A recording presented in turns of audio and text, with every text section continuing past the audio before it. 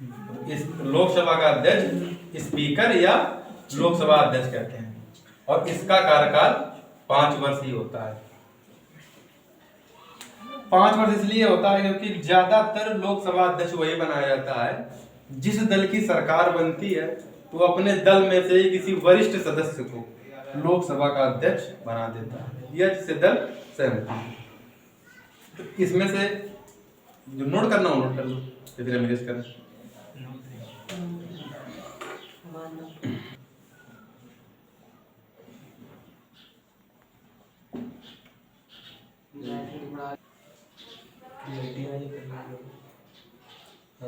अब जो कुछ पॉइंट रह गए थे वो अब इसमें लोकसभा की जो शक्ति है,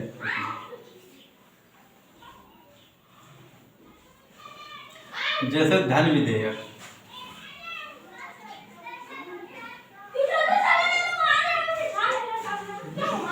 धन विधेयक को सिर्फ लोकसभा में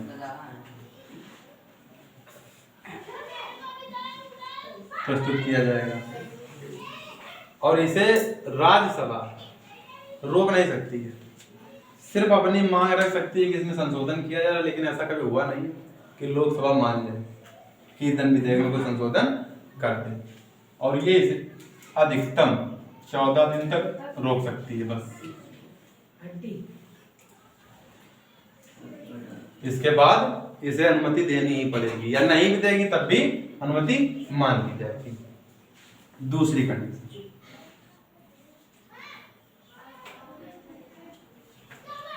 जो साधारण विधेयक रहता है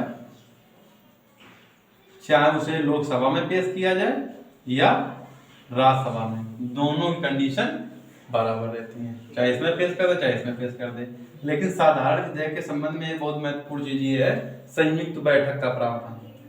अगर साधारण विधेयक किसी कारणवश राज्यसभा या लोकसभा में एक जगह पारित हो जाता है, दूसरी जगह पारित नहीं हो पाता है, किसी कारणवश रुक रहा है, तब अनुच्छेद 108 के अंतर्गत राष्ट्रपति महोदय संयुक्त बैठक बुलवाएंगे इन दोनों की, राज्यसभा की और लोकसभा की।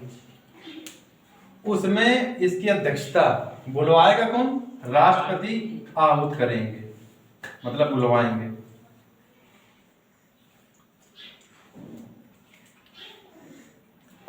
और अध्यक्षता कौन करेगा? अध्यक्षता करेंगे स्पीकर महोदय, स्पीकर या लोकसभा अध्यक्ष। ये क्वेश्चन कई बार पूछता है, ये क्वेश्चन पूछ लेता है कि जो ज्वाइंट कमेटी सीटिंग होती है या संयुक्त बैठक, उसे आहूत कौन करता है? तो आहूत कौन करता है? राष्ट्रपति। अध्यक्षता कौन करता है? लोकसभा अध्यक्ष।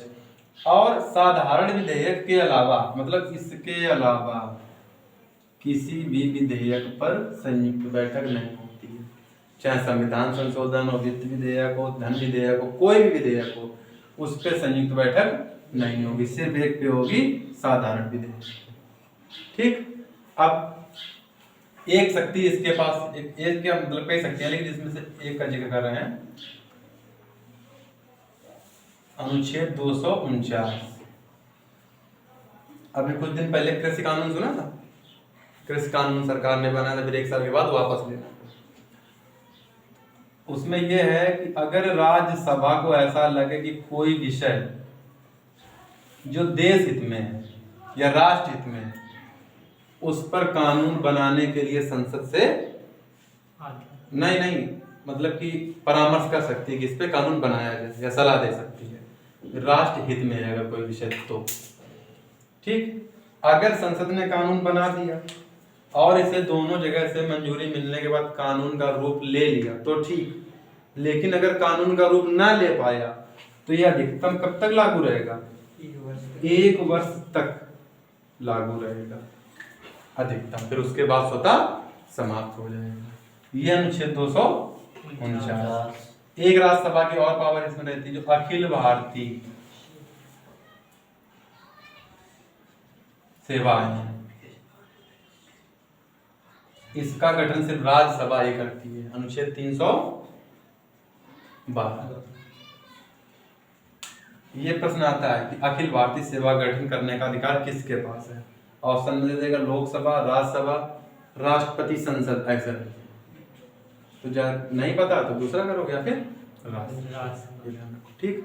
एक शक्ति और है अनुच्छेद 200 के अंतर्गत, ये जो विशेष शक्ति है वो कि राज्यपाल, जो राज्यपाल होता है, किसी विधेयक के संबंध में अगर उसे कोई डाउट है या शंका है तो राष्ट्रपति से परामर्श लेने के लिए उस विधेयक को अपने पास सुरक्षित रख सकता है और उससे परामर्श ले लेगा, सुरक्षित रखेगा।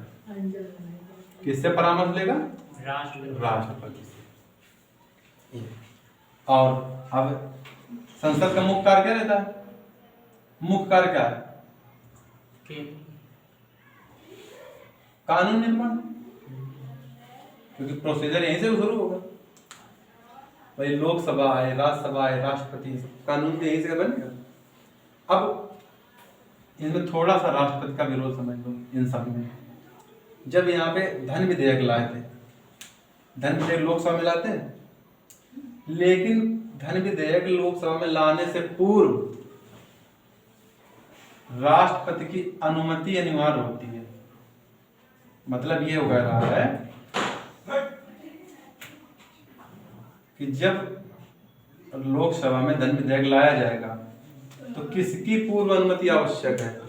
राष्ट्रपति की। इसलिए धन विधेयक कभी फंसता नहीं है, रुकता नहीं कि राष्ट्रपति कुछ उसमें हस्तक्षेप करे। ठीक। और कोई विधेयक है, कोई भी विधेयक है, चाहे वो लोकसभा राज्यसभा दोनों से पास हो चुका हो या पास होना बाकी हो, वो कानून का रूप तभी लेगा जब दोनों से पास होने के बाद राष्ट्रपति अपनी स्वीकृति दे दें या हस्ताक्षर कर दें। तब इसे नोट कर लो जो करना हो, फिर हम आगे करें।